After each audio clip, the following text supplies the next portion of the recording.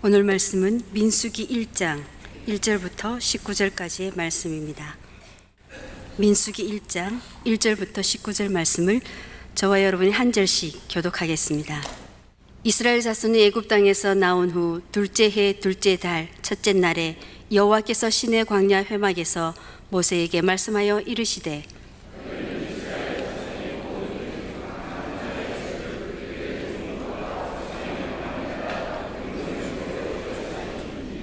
이스라엘 중 20세 이상으로 싸움에 나갈 만한 모든 자를 너와 아론은 그 진영별로 계수하되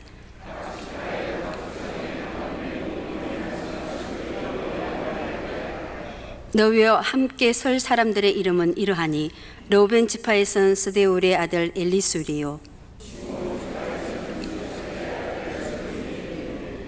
유다 지파에서는 암미나답의 아들 나손이요 스불론 지파에서는 헬론의 아들 엘리압이요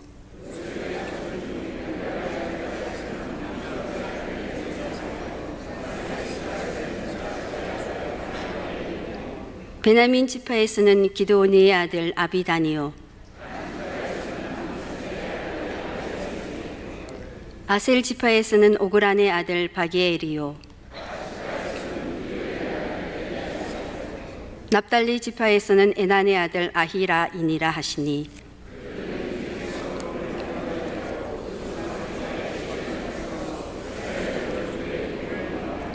모세와 아론이 지명된 이 사람들을 데리고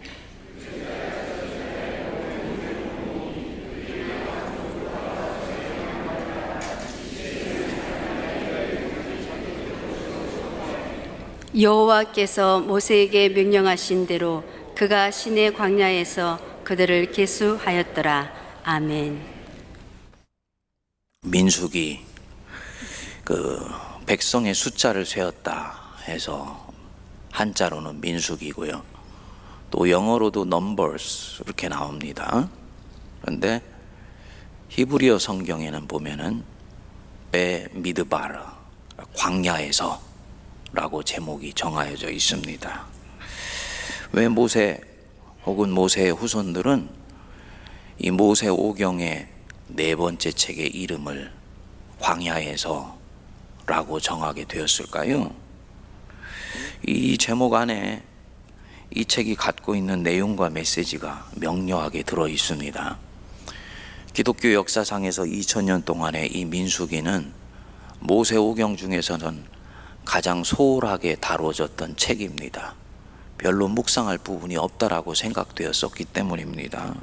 그런데 실상으로 들어가 보면 이 신앙의 길, 하나님과 함께하는 이 여정의 성격이 가장 온전하게 드러나 있는 부분이 바로 이 민수기, 이 제목 속에 들어있는 의미라고 말씀을 드릴 수가 있습니다.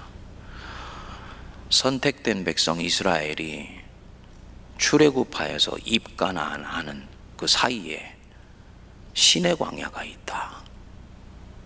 가나안 땅은 그냥 들어가는 것이 아니고 광야를 지나서 들어가게 된다. 신앙의 진면목이 무엇이고 우리가 막연히 신앙이라는 의미로 미화하거나 더 씌우거나 혹은 하나님과 함께하는 여정이라고 생각하면서 막연히 치장해 왔던 것과는 달리 신앙의 리얼리티가 무엇인지를 그대로 보여주는 부분이 바로 베 미드바르 광야에서 라는 단어입니다. 억압의 땅, 죄악의 땅, 하나님이 없는 땅, 출애굽하에서 나와서 자유의 땅, 해방의 땅, 하나님이 주인 되시는 땅, 가나안 땅으로 들어가는데 그것은 시간의 간격이나 공간적 차이가 없이 바로 가는 것이 아니고 바로 그 사이에 광야가 있다. 신앙의 여정을 이해하는데 대단히 중요한 부분입니다. 또 인생 전체가 광야이지요. 하나님 믿는 백성에게 죽음은 죽음이 아니지 않습니까? 죽음은 이제야말로 비로소 이 생에서 눈물과 회한을 다 벗어버리고 하나님과 영생 복락을 누리는 바로 그 단계로 들어가는 것이 바로 죽음입니다. 그래서 우리가 흔히 죽음을 요단강 건너서 가나안 땅에 들어가는 것이라고 얘기를 하는 것입니다. 그런데 그 요단강 건너서 가나안 땅 들어가기 전에 인생은 무엇이라고요? 광야인 거예요. 인생은 절대로 꽃길이 아닙니다.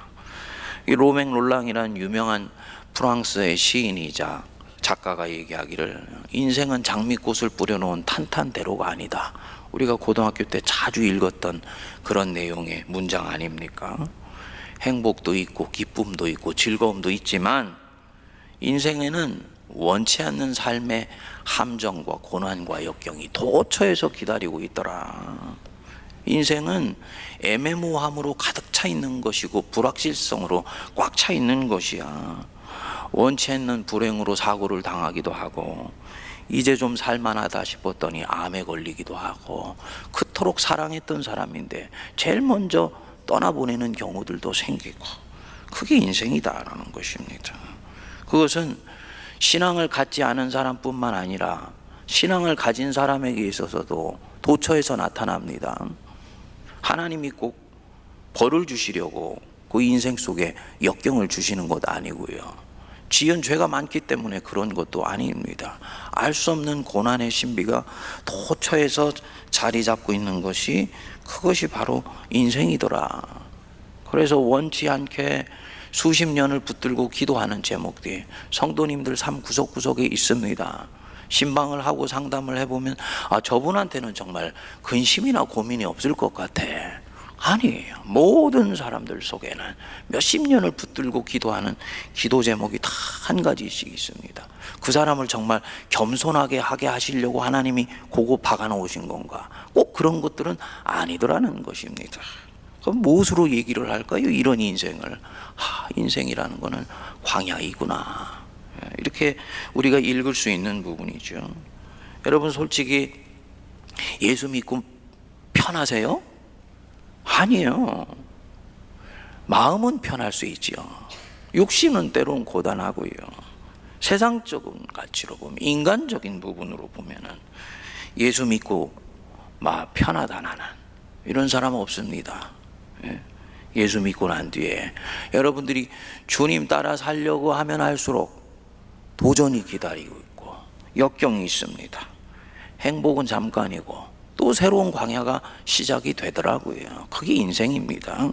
그런 면에서 이 모세오경의 네 번째 책의 이름, 이제 본격적으로 가나안 땅에 들어가기 전에 이 하나님 백성의 믿음의 여정을 한 단어로 딱 요약해서 뿌미드바르다, 광야에서다 라고 이름 붙인 것은 아주 적절하다고 저는 봅니다. 많은 현대 설교자나 거짓 진리의 교사들이 신앙의 여정을 미화하는데 그렇지 않다. 신앙이라는 것은 광야이다. 표면적이고 표피적인 진실로 보면은 그것은 광야이다. 하나님과 함께하는 여정은 완전히 다른 스토리로 읽혀질 수 있지만은 표면적으로 나타난 부분들은 광야이다. 하나님이 함께 계셨음에도 불구하고 우리 삶의 진실, 하나님이 내게 찾아와셨기 때문에 이제 거쳐갈 수밖에 없는 삶의 진실을 이 민수기는 우리에게 그대로 보여준다는 것입니다. 그런데 여러분, 이 광야에서 모든 것이 결정됩니다. 출애굽에서 결정되는 것이 아니고 약속의 땅 들어갔을 때 결정되는 것이 아니고 이 광야에서 모든 것이 결정이 됩니다. 구속 곧 죄사함은 거저받는 것이지만 그 사람이 어떤 종류의 삶을 살 것인지, 그래서 어떤 종류의 상을 하나님 앞에서 받을 것인지, 천국에서 큰 자라 일컬어짐을 받을 것인지, 지극히 초라한 구원의 끝자락 붙들고서 천국에 들어갈 것인지, 이거 다 어디서 결정되느냐? 이 광야에서 결정이 됩니다. 이런 면에서 이 광야는 저와 여러분들로 하여금 막연히 하나님의 은혜를 붙들고 살아가는 삶을 찬미하며 사는 사람에게 그냥 정신이 번쩍 들게 만들어주는 그런 책입니다. 하나님이 하신 약속이 얼마나 크고 놀라우며 그 풍성한 소명을 이룰 수 있는지를 내게 가르쳐주는 것, 그게 이 민수기이고요. 그래서 세상에서는 진정으로 가치 있는 삶을 살고 또 세상에는 그것 때문에 유익이 되고 하나님께는 영광이 되는 삶이 될 것인지, 아니면 그야말로 보잘것없는 인생을 살면서 은혜 끝자락 붙들고 부끄러운 구원을 받을 것인지, 이게 어디서 결정이 됩니까? 이 광야에서 결정이 되는 것입니다. 이런 면에서 이 민수기는 우리가 나이브한 신앙 자세를 벗어버리고 하나님 앞에 있는 신앙의 리얼리티를 바라보는 굉장히 소중한 책이라고 볼 수가 있습니다. 민수기는 예정서를 거부합니다. 민수기는 예정서를 거부합니다. 구원 곧 죄사함은 하나님의 선택하심 속에서 은혜로 받는다는 거, 그거 우리 믿습니다. 그러나 그렇게 은혜 받은 사람이 어떤 상을 받을지에 대해서는 예정되어 있지를 않습니다. 여러분, 출애굽한 이스라엘 백성들, 이 지금 여기에 숫자에 나오는 이 백성들, 하나님께서 애굽으로부터 불러내실 때 하나님의 본래 계획은 무엇이었나요? 이들 중에 한 사람도 버려지지 아니하고 광야에서 유기되지 아니하고 약속의 땅 가나안 땅으로 들어가도록 하는 것이 본래 하나님의 계획이었고 하나님의 뜻이었습니다. 홍해바다 건넌 사람 중에 한 사람도 주님이 잃어버리고 싶어 하시지 아니하셨어요. 그렇죠? 그런데 결국은 이 민수기에 나오는 14장을 계기로, 즉 가나안 땅에 보냈던 정탐꾼을 대하는 이스라엘 백성들의 그 사건을 계기로 출애굽하여서 홍해바다를 건넜던 1세대는 다 광야에서 사라져버리게 됩니다. 얼마나 안타까운 일인지 몰라요. 그리고 그 다음 세대가 가나안 땅으로 들어가는 것입니다. 무슨 얘기냐? 내게 약속하신 부분들을 견고히 붙드느냐 붙들지 않느냐가 가나안 땅에 들어갈 수 있는지 없는지를 결정하고, 그것이 철저하게 시험대 위에 오르는 바로 그 순간이 광야 한복판에서입니다.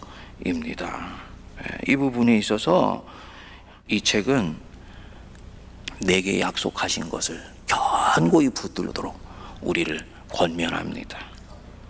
하나님으로 봤을 때는요, 주님은 결국 주님의 일을 하세요. 예? 오늘 우리가 읽은 본문 말씀을 따라서 이 출애굽하에서 나온 이스라엘 백성들의 숫자를 세어봤더니 12지파의 숫자가요 46절을 여러분 보시면 계수된 자의 총계는 총 몇 명이라고요? 60만 3,550명.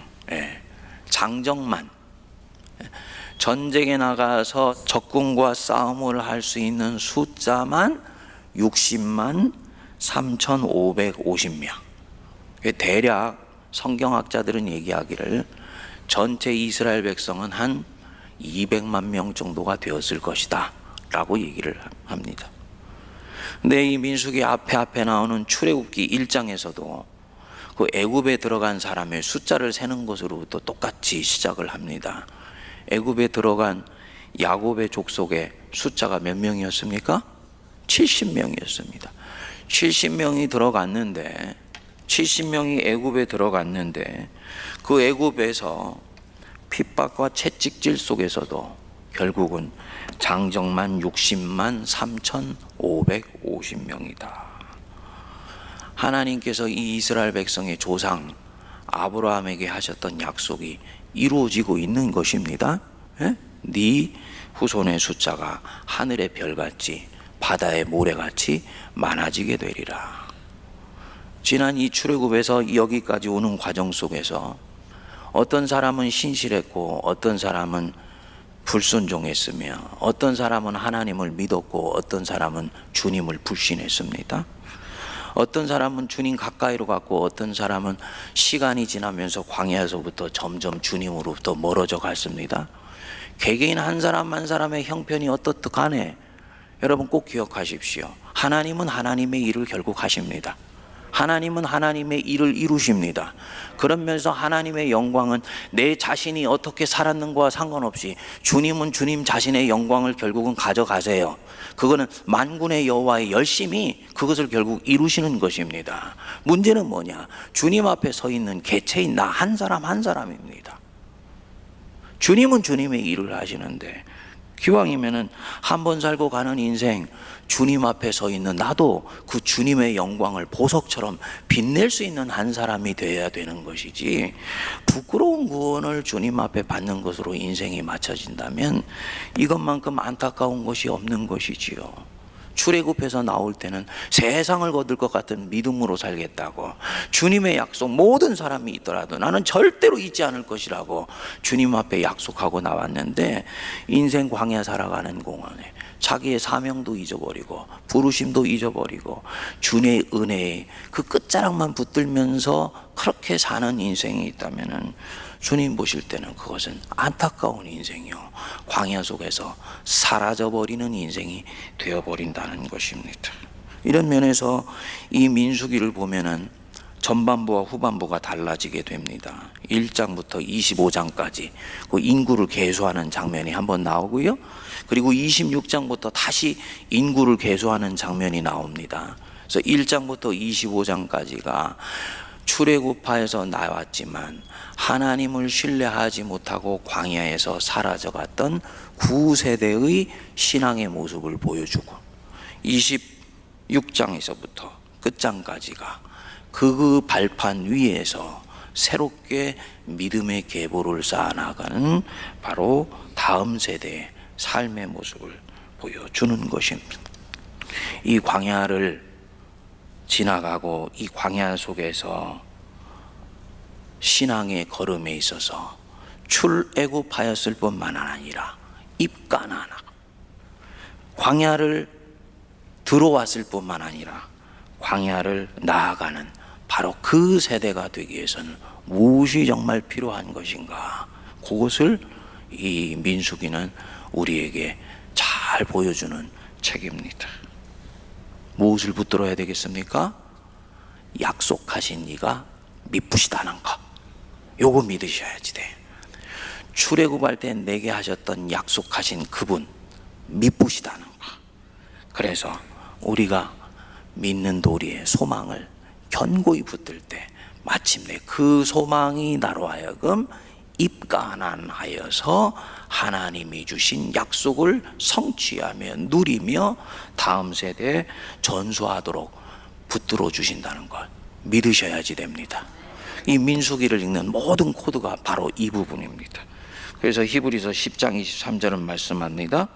또 약속하신 이는 미쁘시니 우리가 믿는 도리의 소망을 움직이지 말고 굳게 잡아라. 약속하신 것을 이루시는 이는 미쁘신 하나님이다. 그러니까 네가 출애굽할 때, 새로운 믿음의 여정을 시작할 때 네게 주셨던 그 약속의 말씀 견고히 붙들고 소망을 움직이지 말고 굳게 잡아라. 그것이 너로 하여금 입가난하게 만들 것이다. 그러지 못한 자 이 광야에서 사라져갈 것이다. 네가 이 속에서 어떤 믿음의 삶을 선택할 것인지에 대해서 바로 이 민수기가 이야기로 보여주는 것입니다. 우리 인생 광야 속에 임하시는 하나님 붙들고 믿음의 도리를 견고하게 사수하시는 저와 여러분 되시기를 바랍니다. 같이 기도하겠습니다.